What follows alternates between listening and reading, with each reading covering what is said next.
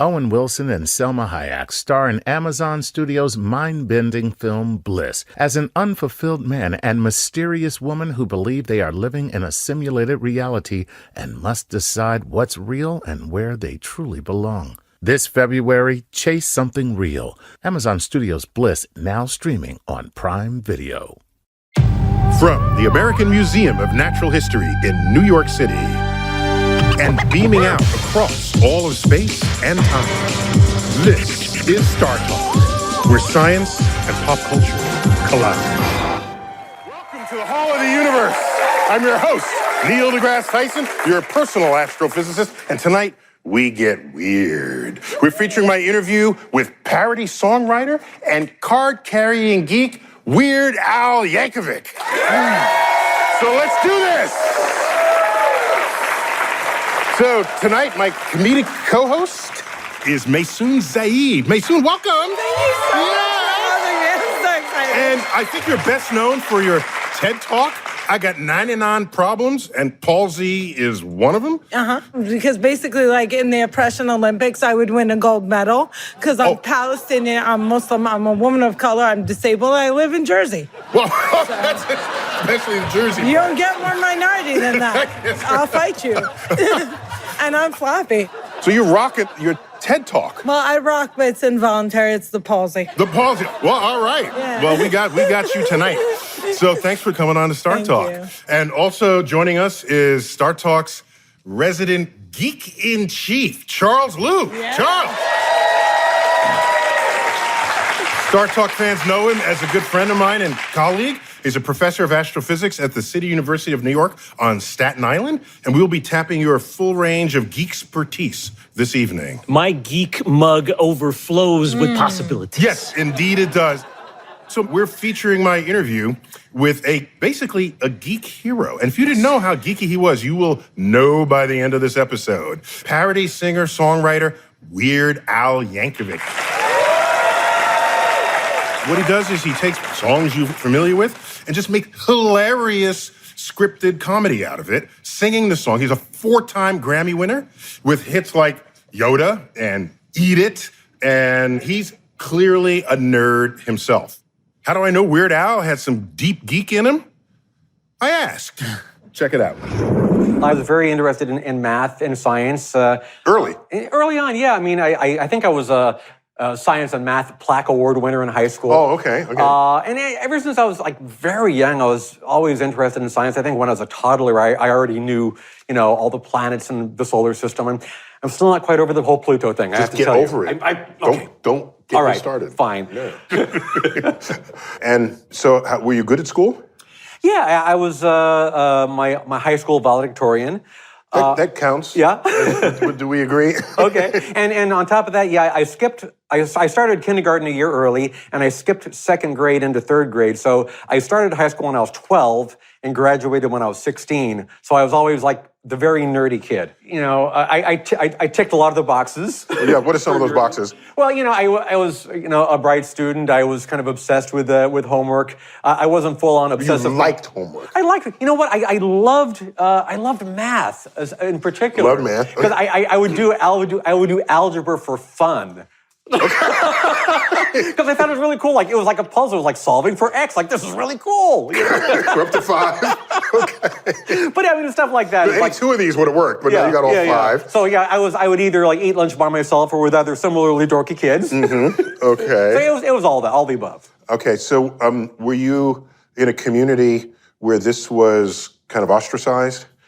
Well, I will tell you, there wasn't such a thing as a cool nerd when I was growing up. That wasn't invented yet. Exactly, yeah. Okay.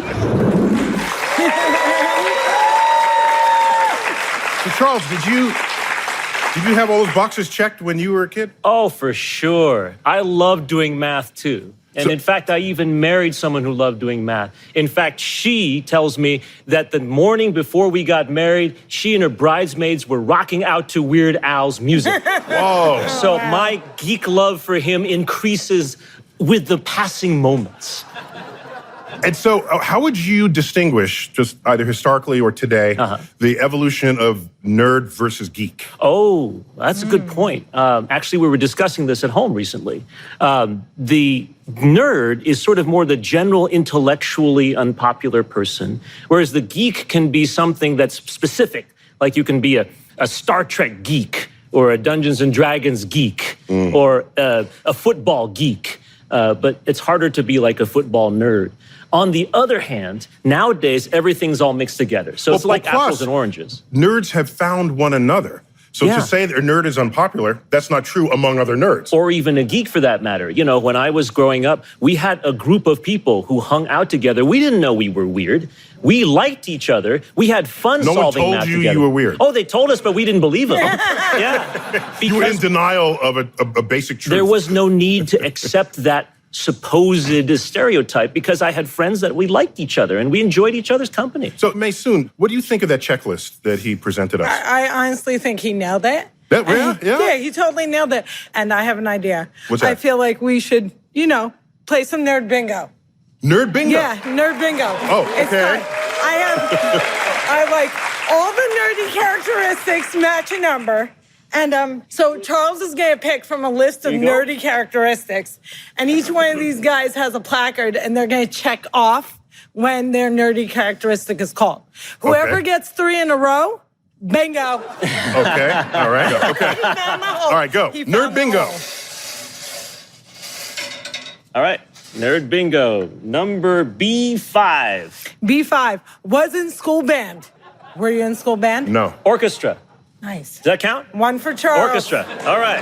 Woo, apparently bingo's got points today. Come on, Charles. Bring it up. All right, here we go. Stir it up, stir it up. Okay, B9. Attended Comic-Con. Oh, yes. Oh, yeah, me too. Did you speak? Did you speak at Comic-Con? He gets like a double check. I get double check. Yeah, double check. Okay. The nerd is strong in this room. Okay, B3. Knows what PEMDAS stands for. PEMDAS. I have no idea. No. Remember? I just Addition and disappointed half the subtraction, division, multiplication, exponent, power. It's the thing that you unravel equations with. PEMDAS. I have some sad news. Charles Liu has won. Wait, excuse me. Bingo! Whoa! I'm unworthy. In your face! I did not need mnemonics to know how to unfold my equations. Oh. This is true. All right. So there is a higher level of nerditude. I gladly share my award with you, sir. So, Charles, in your day, what was it like being a nerd? Well, I'm a little older than you, so there might be an That's interesting true. comparison here. By the time I was certifiably nerdy, it was starting to become cool. Microsoft, Apple, some of those great billionaires that we today recognize as captains of industry Weren't yet billionaires. weren't yet, but they were starting to get some cred. Okay, so you were never given a wedgie and slammed into the lockers. No, Okay, you came just in time for that to not happen. that's correct. Okay, I got very lucky. in my day, that happened. Oh, okay? no, you? Not to me. Oh, okay. Because I was nerd jock. Oh. Okay. So I carried my slide rule on my hip. Wow.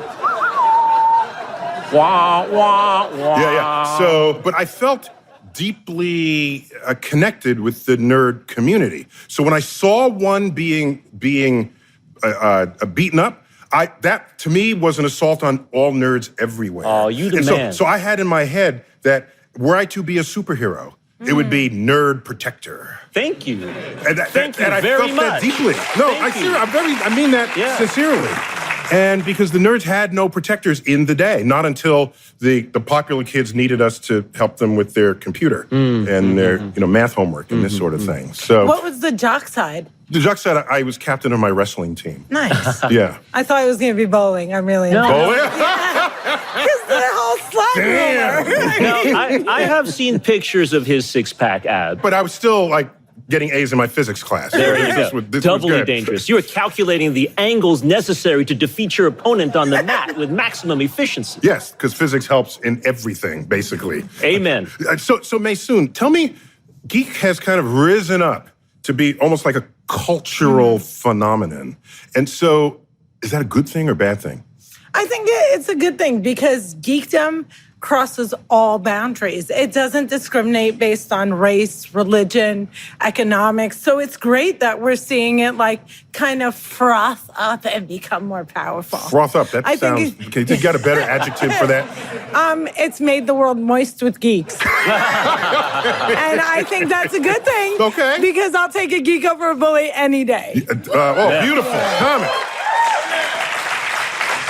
And at Comic-Con, it is a full spectrum of people, not only of different skin colors and heights and weights, but different physical appearances. There's no judgment, only on your costume, not on what else you look like. Or lack thereof. Or yeah. They will totally call you out if your costume is not authentic. Yeah. But otherwise, I see it as I don't want to quite call it a love fest, but it is a celebration of being yourself. Oh, yeah. And it's a place to do handmade. Where else in the world can you still make handmade costumes and be cool? Yeah, right. That's a Again, good point. this got us beat up as kids. Right. Candy stolen. Now you get prizes at Comic-Con. We are winning. So we know that Weird Al was a totally nerdy kid. And so, of course, he played a nerdy instrument. Let's find out what that is. I took accordion lessons from ages 7 to 10. Accordion lessons. Accordion lessons, yeah. So nobody wanted you to get laid at all. Is this right? This is. Well, here's my parents' logic. My parents made the decision for me. Okay. It was a choice between guitar lessons and accordion lessons. And of course, my parents, having the foresight, knew that if I took accordion lessons, I would never be lonely. I'd be a one-man band. I'd be the life of any party. Who wouldn't want an accordion player at the party? Well, you know what? I'll tell you something. You know, we're talking about the mid-'60s here. Yeah, okay. And the accordion had just become an unhip instrument. The guitar rose up and became king. Yeah, I mean, in the 60s, there was some guitar stuff going on. Yeah, I think so. So they were a little behind the curve. But like, you look at the 50s, I mean, the late, great Dick Contino was like a famous accordion player. And you look at his album covers, and without any irony whatsoever, he's there with an accordion, and there's women draped on his legs, like, ooh, accordion player. Yeah. And my friends, oh, young Alfie would love that. So is an accordion, I never really understood an accordion. It's a piano. It's a piano on the right side. Okay, but like the air, what does the air do? The air, the bellows supply the energy to push the air through the reeds to make the sounds. So it's actually a very sensual instrument. It's very dynamic. Yeah, plus it's like you have to be mechanically coordinated. It's one of these kind of things, yeah. That's exactly. Yeah. You press and twist. Right, I mean, and what's this angling of it? Is that just a... Oh, that's just for showing off. That's for the chicks.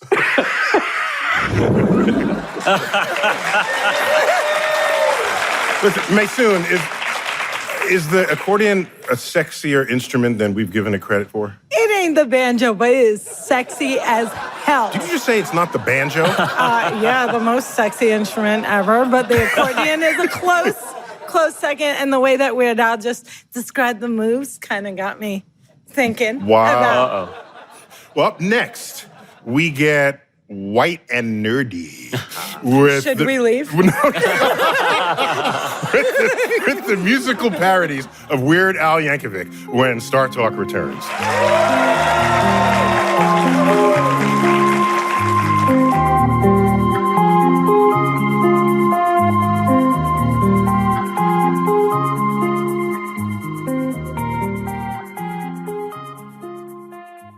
Wondery's American Innovations presents Mission to Mars.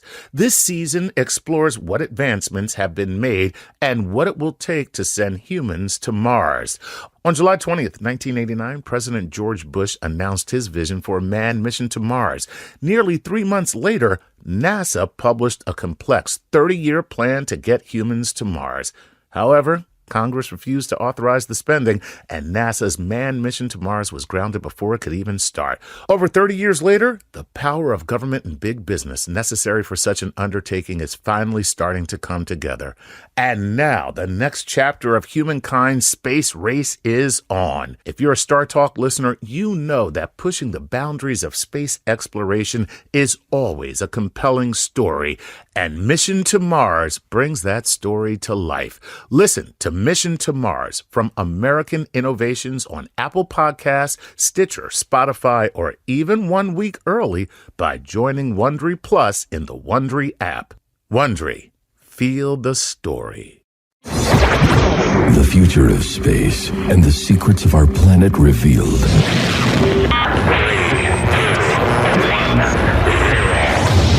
This is Star Talk.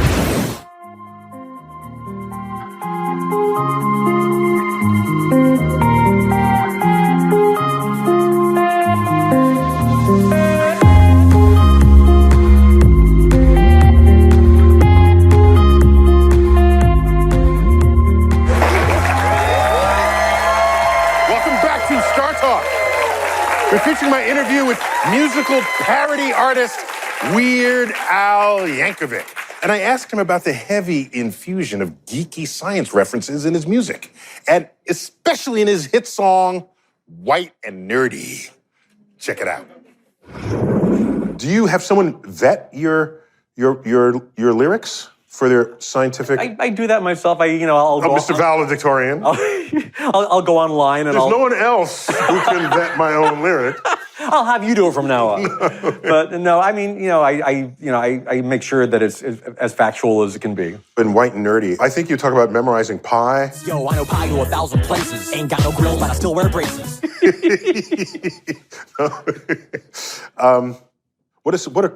Just remind me of a couple of the. Although it's inspired by real experiences that I've had in my life, I make exaggerations. I don't really know pi to 1,000 places. I know like 3.1415926535897. After about 20 or 30 places, it's not really appropriate for household use. It's really too much. It's too much. 20, 30 places ought to be good for anybody. It's good for So I guess you know what it is. If you grew up as a geek, a nerd, whatever is, choose your word, you see pieces of these lines and words. Yeah. And even when they're parody, even when they're caricature, it just touches something. And I remember, I was a pretty big kid in high school, so I was not bullied like others, but I resonated deeply with the community of people who were. Mm-hmm. And so every line in your White and Nerdy. Oh, thank you. Yeah, no, I felt it. I try to have as many cultural touchstones as I could. Even in the video, the Star Wars Holiday Special, like every little thing, I wanted some nerd to go, oh yeah, I'm feeling you.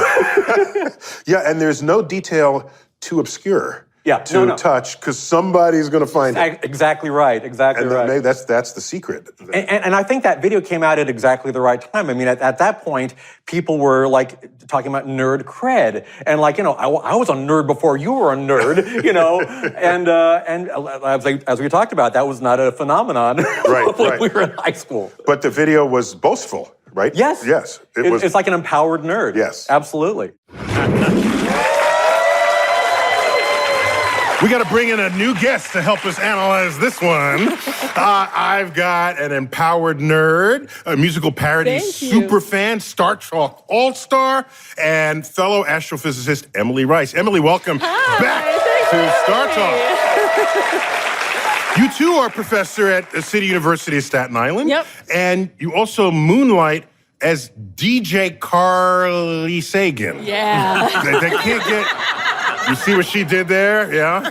Yeah, so do you resonate with this nerdy references in Al's lyrics? I'm going to say I resemble that, yeah. And so So what's your favorite parody? I'm super fangirl. I couldn't even pick my favorite song. So I feel like I grew up with Weird Al. Like I remember, I bought Thriller on vinyl, but then I loved Eat It when that came out. I loved all the Michael Jackson parody. I loved that Weird Al did the music that I already loved and like then put the new spin on it and made it that much funnier. And now for every decade, there's a new favorite song. He was popular with you, but you're a self-described nerd. His music was more popular than nerds could have supplied for it. How do you account for that? I think a parody like that is another level of understanding, like another level of storytelling, another level of sharing. And it's that much like in order to make a parody, you don't just have to know the original song, you have to add something to it. And so there's like, it's almost like sarcasm, the way that sarcasm, like when it's like funny sarcasm and not necessarily mean sarcasm, is like a way to communicate two different things at once. Okay. You can communicate kind of the actual thing that you're saying, but then there's the underlying thing that you need to, like the implied thing that you need to know, the references that you need to get in White and Nerdy in order to know why it's funny. But it's still funny, even if you don't understand anything, all of the references. Is it important to you as a super fan of this genre that the lyrics are accurate? Yeah. I'm not going to be pedantic about it. Like, I'm not going to go around, like, ruining all the movies on Twitter. No one we know does that. We don't know anyone who does that right now. This show's over. But I'm not. But I love it when they're accurate, because why not? Like, why not take 10 extra seconds? I mean, Weird Al probably doesn't even need to Google anything. Apparently, he's out-pied us all. Oh, yeah. But, like, why not take the extra 10 seconds to, like, make it a little bit accurate, like, add the details, add the right numbers. Call up a scientist and help. Yeah. Put your favorite scientist on speed dial. I kind of love it. That White and Nerdy came out when I was in grad school. I already loved Weird Al, and I was like coming into my own as a nerd in graduate school. It was kind of like, well, after this, there's no turning back. And so I was like, you guys talked already about like being the nerds growing up and stuff like that, and I feel like I pretended not to be the nerd. Like, I was the nerd that was like, no, I'm cool. I'm cool. And now I'm like, no, I'm a nerd and I love it. Or maybe it's not, no, I'm not a nerd, I'm cool. It's, yes, I am a nerd, I'm cool. Now it's that. Yeah. It wasn't growing up, and now it is, and gosh, I love it. Well, so no one has the street geek cred the way Weird Al does. But there's another performer who sings about in ways that he thinks he's got his handle on science. He's a rapper named B.O.B. And he actually raps about the world being flat. So that's not just getting a small fact wrong that they didn't look up, where 10 extra seconds of research could have corrected it. This is a fundamentally flawed approach to understanding the nature of reality. But luckily, we have a generation of scientifically literate, scientifically inspired rap artists. And we have one here tonight to set the record straight. And his name is Ellect, which is short for the intellect. Welcome, the intellect. Thank you. How's it going, yo? So what do you got for us tonight? I'm about to perform Flat to Fact. Flat to Fact? Flat to Fact, exactly. Was this your diss track? Yeah, I wrote it on behalf of you, my man. Well, because he called me out. And when you call out the family, you gotta respond. This is my nephew.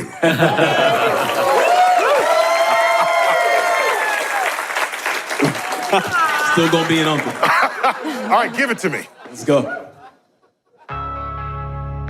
Oh, man. Oh, man, oh, man. Not again. Yeah.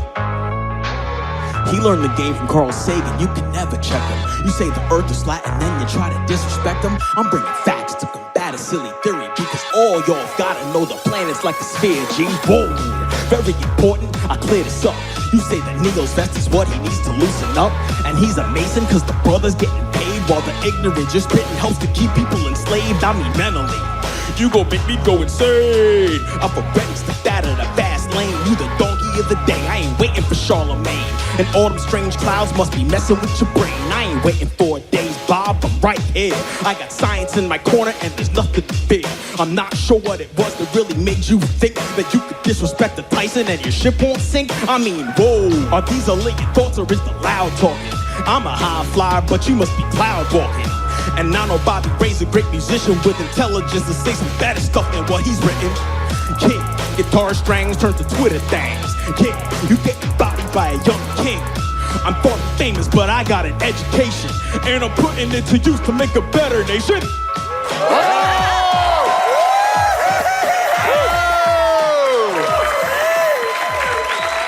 Standing up for science. Now here's more from my interview with performer Weird Al Yankovic on how he gets permission to use other artists' music for his parodies. Check it out.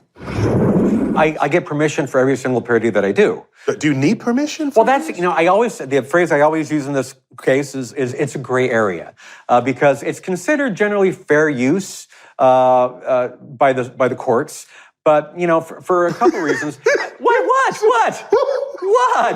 So you say, Michael, I'm going to dress up like a huge fat person, popping my buttons, and I'm going to make fun of your song, and the courts will call that fair use. That's just... There should be another category, unfair use. No, but tell me. We live in a very litigious society where even if I have every right to do something, I can still get sued. Yes. And I'd rather be able to sleep soundly at night and not think that somebody's mad at me. And more than that, really, I like to keep relationships with artists and not have them mad at me. So I always want to make sure that I have their blessing before I do the parody. Before you do the parody? Yeah. Oh yeah. Okay. I won't even write the song. I'll come up with an idea and go, oh, that's pretty funny, and then we'll contact whoever and see if they're into it. And your track record helps that going forward, I presume. No, yeah, and Michael Jackson was a big part of that because prior to Michael Jackson signing off on it, it was sort of like, Weird Al who? Yeah, we'll get back to you on that one. But once Michael Jackson said I could do Eat It, then we can call those people back and say, Michael Jackson didn't seem to have a problem with it, so what's your deal? What happens if someone who you check to see if they're okay with your parody, if they just say no? If they say no, then I walk away. Oh, okay. That's it. I mean, Really? It's pretty rare. I mean, most artists actually kind of look forward to their Weird Al parody. It's sort of like, I like to say you've got your Grammys and your platinum albums, then your Weird Al parody if you've really made it.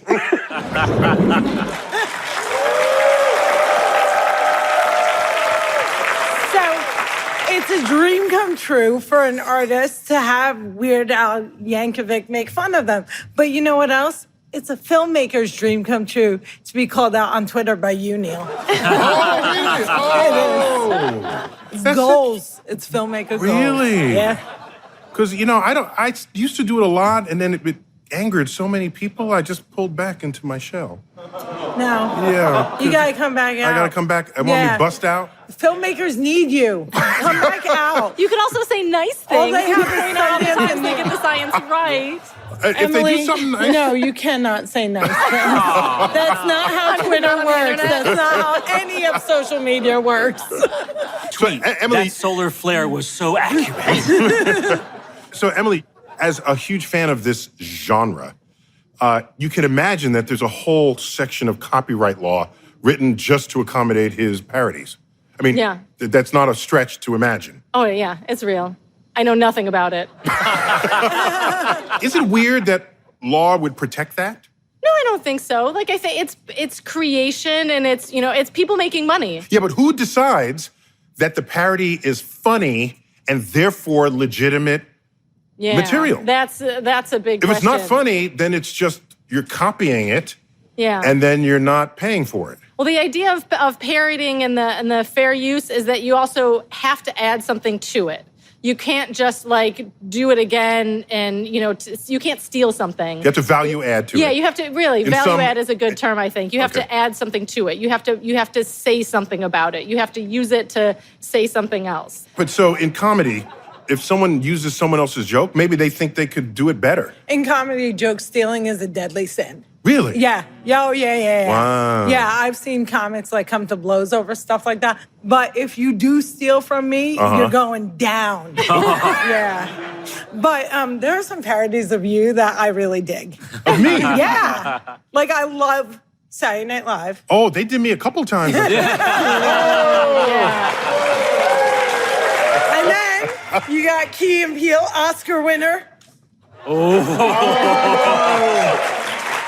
And this last one is by far my favorite one, Playboy Bunny.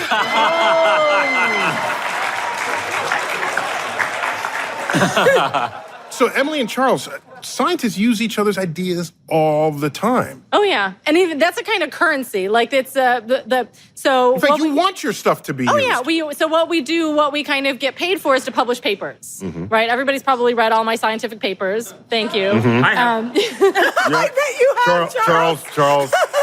But They're really good. and then other people have to cite your papers. Right. And in fact, like the kind of tradition is you put your paper online when it gets published, and then you wait for the emails to come in of all your colleagues saying, well, you should have cited this paper, you should have cited this paper, you should have cited it. Because not only do we count the papers that we write, but we count how many times they get cited by other scientists. Yeah, but if you always have to cite someone for an idea, would that mean there are no new ideas in science, Charles? Oh, there are new ideas all the time. But if you're always citing people who came before you, standing on the shoulders of giants.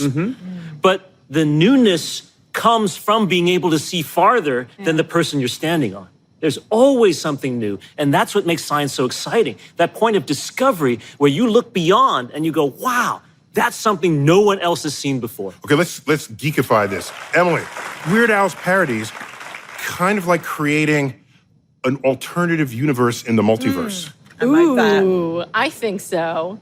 That's what Stephen Hawking believed in terms of the interpretation of quantum mechanics. I like it. I would like to live in that universe. Okay.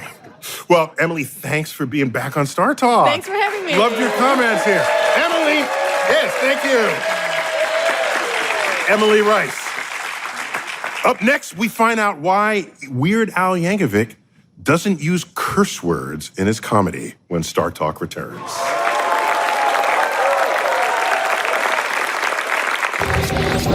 This is Star Talk. Welcome back to Star Talk from the American Museum of Natural History right here in New York City.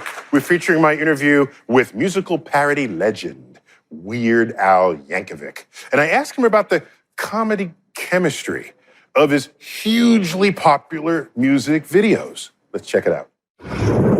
Could you, given your life experience and wisdom, could you explore for me the value of the comedy as written words relative to the comedy as performed? Well, I mean, because you know when you did Bad. That was Michael Jackson. I did Fat. Okay, sorry. Excuse me. We get confused all the time. All the time. It's a good mistake. It's a thing. Yeah. So when you did Fat, the lyrics are hilarious, but it's more hilarious to watch it. So when you make these songs, are you hoping that they were first ingested by video? They've got to work both ways. And anything that I write has to work purely as an audio recording. It's got to be funny in and of itself. And the reverse is true. Like, Eat It was a big hit in Japan. And Eat It, parody of Beat It. Beat It, right. And I think that was mostly because of the video, because I'm not sure, how many people in Japan really understood the wordplay in the song, but they could appreciate the fact that it was a direct parody of the Michael Jackson video.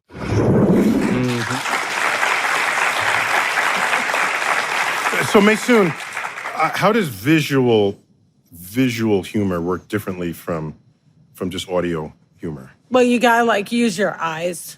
Oh yeah. That's the big difference. Okay. So you were the first comedian, as I understand it, to perform stand-up in your family's home country of Palestine.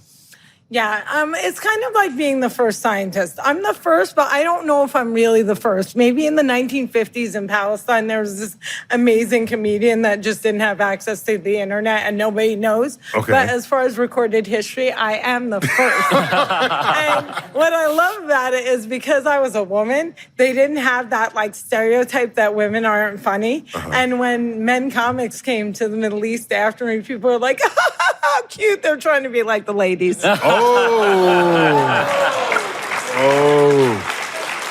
Okay, so now your parents are Palestinian, but you're born in New Jersey. I'm born and bred in the great state of New Jersey. So don't try to pretend like you American. I'm born in the USA. It's very, very disconcerting to a lot of people who scream at me, "Go back to your country."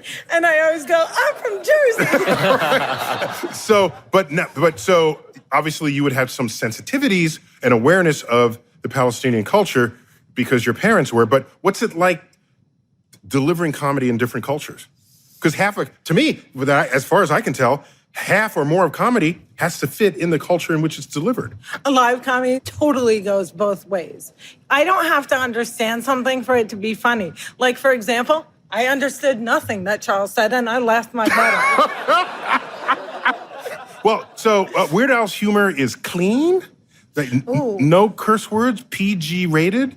So I asked him, because so many comedians rely on curse words, I asked him about his approach, that approach to comedy. Let's check it out. I couldn't help but notice there is no profanity or obscenity. Is this a philosophical point? Yeah, it's not a calculated thing because, a lot of people think, oh, he's just doing that to get the family audience. And that's a nice side effect. It's nice to be like the album that gets played on family car trips. I mean, that's a cool thing. But mostly it's just an extension of my personality. It's just kind of the way that I was raised. I never even use profanity in everyday life. And it's just, that's just me. I appreciate comedy. Were you a Boy Scout? I was never a Boy Scout. My folks wouldn't let me be a Boy Scout. Oh, okay. They were too rough and vulgar. So, but the reason why I ask is for so much comedy, they need access to profanity or vulgarity just to round out where they want to take the humor. So you have found places to go that don't need it at all. Yeah, I mean, I try to find my way around that. I understand there's some times when it's helpful in comedy. I mean, a lot of comedy is based on surprise and shock value, and profanity fills that. But, that's just not the kind of comedy that I personally want to put out into the world. What about the ever-shifting comedic soils? The sand dunes of comedy, where the sand dune is here today, and then, in 6 months, it's over there. But you're standing over here. Right. So in the I'm Fat video, was there a demographic that complained about that? Not then or today? Not so much. I mean, I've had people say, well, you could do a song like that today. And that's what I'm asking. Yeah. That's what I want to know. I don't know. I mean, I'd be more sensitive about that. But again, when I did the song Fat in 1987, 88, it's like the nerd thing. I mean, it was an empowering thing. I wasn't making fun of overweight people. It was sort of like a guy that was big and proud. Right. And I think it's all about attitude and all about perspective. And the guy singing the song was, it was not derogatory for him. It was a joyous, empowering... A celebration. Thing. Yeah. So, Maysoon, is there a fine line between comedy that empowers a person who it addresses or just is mean-spirited? Well, the interesting thing about comedy is sometimes you have to actually try it out to see if it's offensive or not. And I think there's a couple of different standards. One is it funny? You kind of have to be funny in order for it to not be mean, but also is it earned? And is it yours to joke about? So when I first became a comedian, I thought I was Andrew Dice Eddie Murphy. And I used... Very vulgar. Not only was I vulgar, in case people don't know Andrew Dice Clay. I was Slurry McSlur. All I did was use slurs all day, all night. Paula Deen had nothing on me. Okay. And I didn't realize until I got later in my career that not only was I depending on it, but I was harming my audience. So a lot of people are like, oh, you're censoring yourself. I don't think I'm censoring myself at all. I choose not to be mean. I choose not to use slurs. I choose not to joke about things like pedophilia because I don't want to harm the people in my audience. My number one goal is to make people laugh. So how do people react when you joke about having cerebral palsy? They laugh. And they're not laughing at me. They're laughing at their own biases and fears against disability. Because when I talk about my CP, I'm not doing it to be inspirational at all. I'm just telling real stories. If you joke about things that people fear, or if you joke about things that people hate, that in a way you get them to no longer fear it and no longer hate it, and especially no longer try to kill you. Okay, so now, up next, Weird Al Yankovic has a question for me about how the universe will end when Star Talk returns.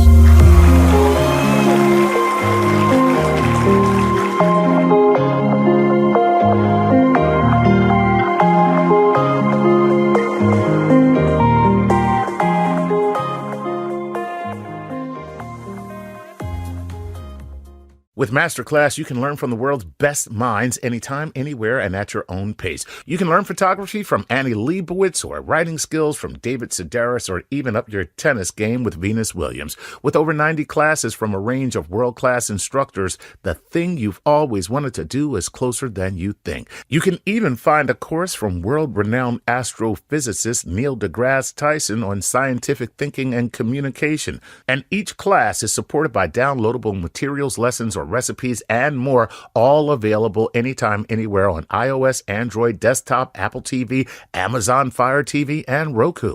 I took the class on the art of negotiation with FBI international kidnapping negotiator Chris Voss, and now I can't wait to be abducted. All right, seriously, I learned a lot of things that I never considered, and I highly recommend you check this out. Get unlimited access to every masterclass, and as a Star Talk listener, you get 15% off an annual membership. Go to masterclass.com/StarTalk. That's masterclass.com/StarTalk for 15% off. Thanks to the following Patreon patrons for helping us make this episode of Star Talk possible: Jeff Prime, Jennifer Shin, Richard Shirley, and thank you for your simple names. The future of space and the secrets of our planet revealed.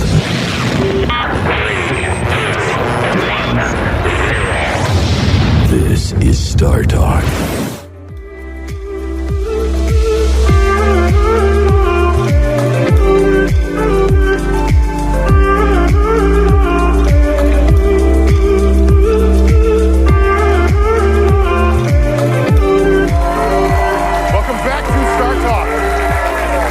The American Museum of Natural History. We're featuring my interview with musical parody artist Weird Al Yankovic.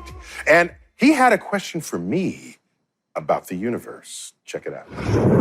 Well, I'm kind of curious. I know that there's different schools of thought among astrophysicists and cosmologists, but I was just wondering what your opinion is on how the universe is going to end. Do you think that the expansion is going to slow down and go back to a singularity and maybe have a big crunch and start over again? Do you think there's going to be a big freeze where, the absolute temperature is going to go to zero? Do you think the forces of expansion are going to outweigh the gravitational field and everything will get ripped apart on a molecular level or atomic level? What do you, I've got money on this. I want to know what you think. Vegas, what are the so do you want the bad answer first, the worst answer, or the worst answer?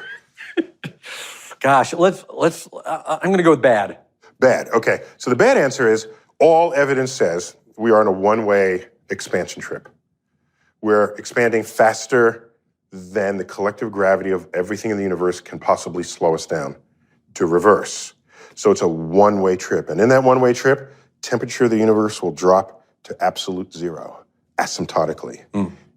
So not only does it become large, it becomes empty because matter becomes more and more separated, and it becomes cold.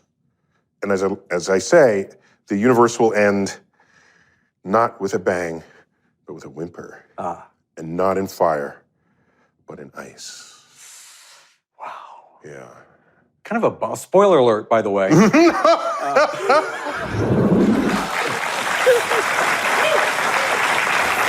said in the clip that there was a bad answer, a worse answer, and like the baddest answer ever. Yeah. What was that? The baddest answer? Uh-huh.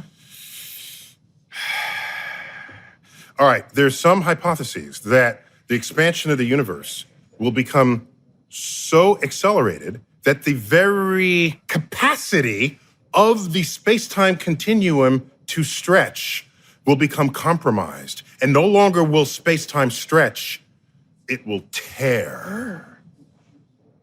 And we have no idea what would happen after that. A tear in the fabric of space and like time. a wrinkle. No, worse than a wrinkle. A tear. If your clothes are wrinkled, you iron them out. If they tear, it's a wardrobe malfunction. So our Star Talk fans, every show we solicit questions that they might have about a topic that we discussed, and they've got questions about the end of the universe themselves. So that means it's time for Cosmic Queries. So you're going to read questions from the internet. We haven't seen them. I got my man Charles here to answer every question because he's geekier, nerdier than I am. But I might be able to add color commentary to it. So what do you have for us? I'm going to be the voice of your voiceless fans. Yes, please. Number one, at Sammy Forever on Twitter asks, how do planets end? And if one of the planets in our solar system ended in some way, how would it affect us? Because it's about us on Earth. Oh, okay, Charles, let me get this. Okay. Okay. In 5 billion years, the sun will expand stupendously, so large that it will engulf the orbits of Mercury and Venus. And its surface will become so near to Earth that Earth's oceans will come to a rolling boil and evaporate into the atmosphere. And the atmosphere will evaporate into space. And the ember that was once a haven for life descends into the crucible that is the center of the sun as we vaporize. Have a nice day. Yeah. So that's what would happen to us. Okay. Ziggy, it doesn't really matter because we're going to evaporate, but Ziggy Richards from Facebook asks, do black holes ever end? Or are they eternally crushing matter and light with their gravity? Does it ever stop? Charles. Yes, it ends. Black holes evaporate through a quantum mechanical process named after Stephen Hawking. It's called Hawking radiation. He first came up with it a long time ago. But it will take a really, really long time. So, as you heard from Neil, 5 billion years from now, our sun will die and our Earth will die with it. But you know how long it'll take a black hole to do that way same longer. thing, right? Yeah. A Google years. Yeah, 10 to the 100th power years. Google spelled correctly. G-O-O? G-O-L. Yeah. Before I read the next query, Yes? are any of your scientific answers not like dark and deadly? Because I'd like to sleep again. Okay, and there right might be now, a nice- I'm we'll try to gonna get- evaporate and burn to death No, you won't and evaporate, fall in a black hole. Wait. You'll vaporize. That's worse than just simply evaporating. Oh, What's it's the better. difference? No, I prefer to be vaporized over evaporated. Wow. Yeah. Yeah? Yeah. Vaporize is faster. Yes. Yeah, okay. Yes. All right, I'm with you. Yeah. Okay. Okay. All right, up next, Weird Al Yankovic plays Isaac Newton in a parody rap battle Nice. that I'm in Nice. when Star Talk continues. This is Star Talk. Welcome back to Star Talk. We're exploring the geeky musical comedy of Weird Al Yankovic. And he plays my man, Sir Isaac Newton, in a science-infused rap battle on YouTube. And it includes Isaac Newton, a parody of Bill Nye, and a parody of me. Check it out. Who are the combatants officially in that video? Officially, it's Sir Isaac Newton, which I play, and Nice Peter plays Bill Nye, and then Charlie Tuna plays you. Okay. And you killed it, I gotta say. The lyrics are very clever. I mean, did people actually think that was you in the video? They're like, oh, that was a great video you did. No, they didn't think it was. Why don't you pick on the brain your own size? Astrophysics black guy, hating planetary flies. Universe is infinite, but this battle is finished.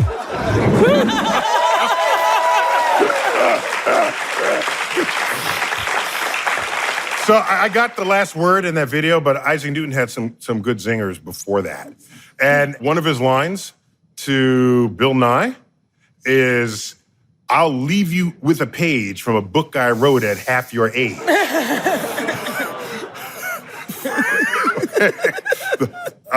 Then he goes on to say, the integral secant y dy from 0 to 1/6 the power of pi is log to base e of the square root of 3 times the 64th power of what?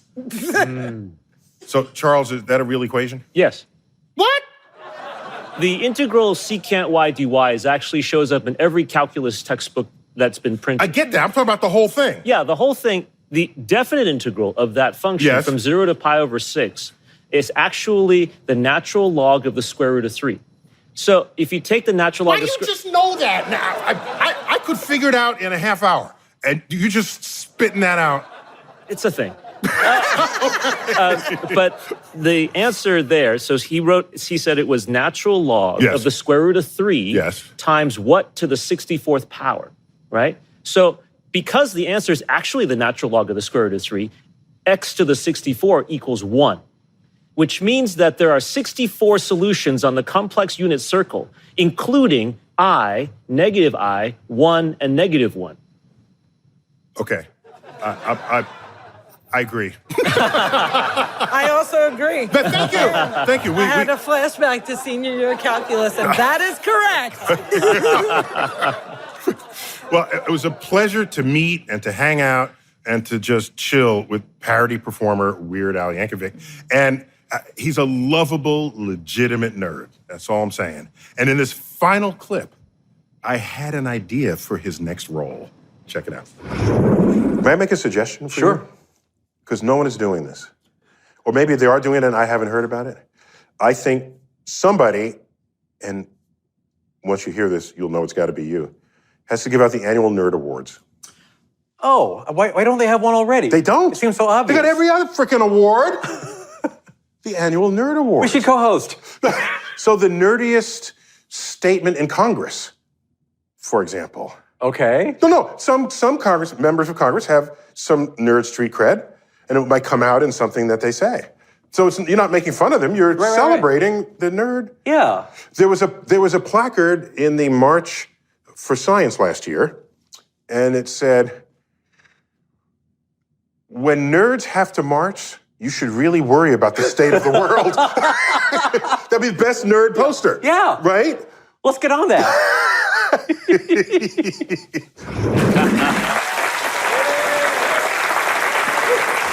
This nerd geek culture, the fact that I can even use that phrase, geek culture, shows a remarkable advance of society's capacity to even recognize that demographic. Because I'm old enough to remember explicitly when, if you were good at school, especially good at math and science, you really didn't have many friends. You know what that tells me? There must have been, long ago, some monk must have accidentally mistranslated the Bible. That phrase, we know what phrase this is. I think it really should have been, "And the geek shall inherit the earth." You've been watching Star Talk. I've been your host, Neil deGrasse Tyson. As always, I bid you to keep looking up.